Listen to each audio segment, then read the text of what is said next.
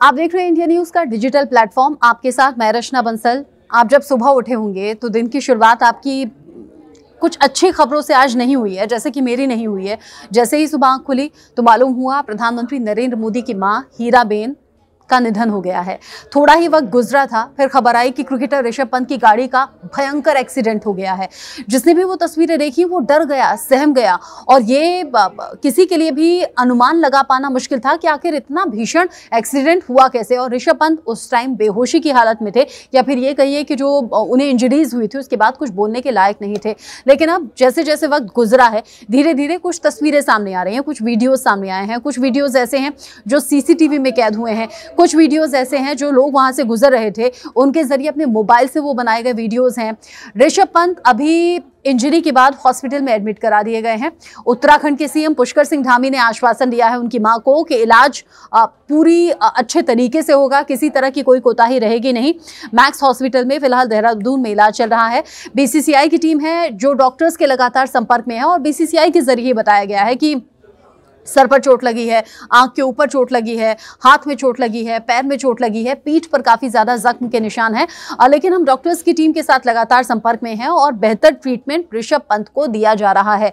लेकिन जो चश्मदीद हैं वो बता रहे हैं कि जिस वक्त, क्योंकि लग्जरी गाड़ी से चलते थे ऋषभ पंत, और जिस वक्त वो चल रहे थे, ऋषभ पंत ने हालांकि बताया है कि जब वो गाड़ी ड्राइव कर रहे थे तो उनकी आंख लग गई थी, यानी कि उन्हें नींद की झपकी आ गई थी, और इसी वजह से बैलेंस बिगड़ा। गाड़ी बहुत तेज रफ्तार में जा रही थी। डिवाइडर और रेलिंग जो रोड के दोनों साइड होती हैं, उसी रेलिंग को तोड़ते हुए गाड़ी बहुत तेजी से आगे बढ़ी, बिजली के पोल से भी टकरा गई, और इसी टक्कर के बाद गाड़ी पलटी।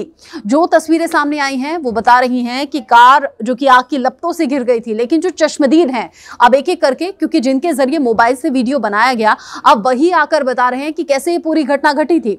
लोग सड़कों पर गुजर रहे थे, सुबह 5 बजे के आसपास का वक्त था। ऋषभ पंत की गाड़ी बहुत तेज स्पीड में आती है, रेलिंग को तोड़ते हुए, उससे टकराते हुए, बहुत तेजी से आते हुए फिर पलट जाती है। पलटने के बाद गाड़ी में बहुत तेजी से आग लगने लगती है। ये सीसीटीवी फुटेज भी है जो आप लगातार देख रहे होंगे सुबह से मीडिया के अलग अलग प्लेटफॉर्म पर। अब जब गाड़ी पलटती है, उसमें आग लग जाती है, तो ऋषभ पंत गाड़ी से निकलने के लिए संघर्ष करने लगते हैं, लेकिन गाड़ी का दरवाजा लॉक हो जाता है, खुलता नहीं है। ऐसा घटनाओं में आपने अक्सर सुना होगा। उसके बाद ऋषभ पंत किसी तरह से गाड़ी के शीशे को तोड़ते हैं, यानी कि जो खिड़की होती है, साइड में जो विंडो होती है, उसे तोड़ने की कोशिश करते हैं। जैसे तैसे वो विंडो टूटती है और फिर उस विंडो से बाहर निकलते हैं। डॉक्टर्स जो हैं वो ये भी कह रहे हैं कि अगर गाड़ी की उस टाइम सीट बेल्ट नहीं पहनी थी ऋषभ पंत ने। हालांकि इस घटना में ये पॉजिटिव साइन है कि उन्होंने सीट बेल्ट नहीं पहनी थी, क्योंकि डॉक्टर कह रहे हैं कि अगर सीट बेल्ट उन्होंने पहनी होती तो वो गाड़ी की सीट से चिपक जाते और आग ऋषभ पंत को अपनी चपेट में ले लेती।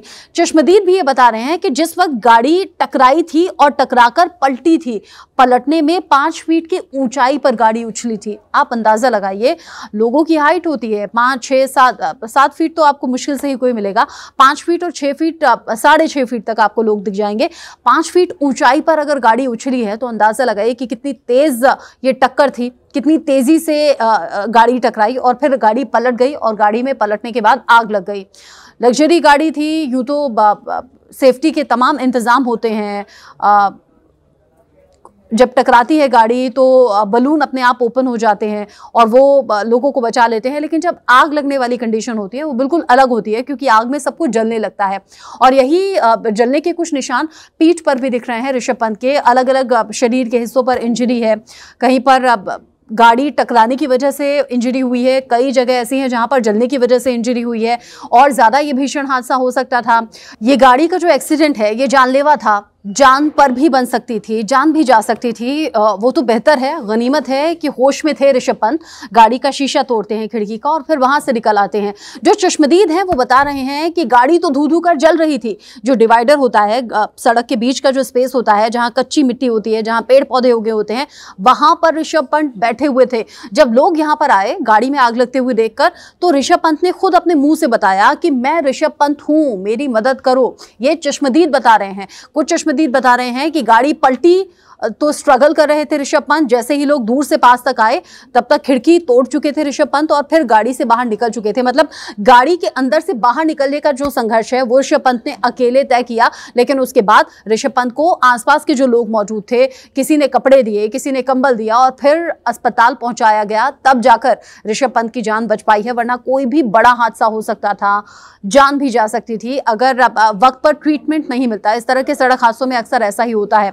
अभी फिलहाल ऋषभ पंत के घर वाले जो हैं वो ऋषभ पंत की सलामती की दुआ कर रहे हैं। तमाम जो क्रिकेट फैंस हैं वो दुआ कर रहे हैं कि ऋषभ पंत बहुत जल्दी स्वस्थ हो, मैदान पर वापसी करें। खास तौर से जो ऋषभ पंत के फैंस हैं वो तो कई जगह पूजा पाठ में भी लग गए हैं और उन्हें ये उम्मीद है कि जल्द से जल्द उनका पसंदीदा क्रिकेटर ऋषभ पंत मैदान पर वापसी करेगा। आगे उनके हेल्थ से जुड़ा हुआ जो बुलेटिन जारी होगा या फिर जो खबर सामने आएगी सबसे पहले आप तक पहुंचाएंगे। बने रहिए हमारे साथ।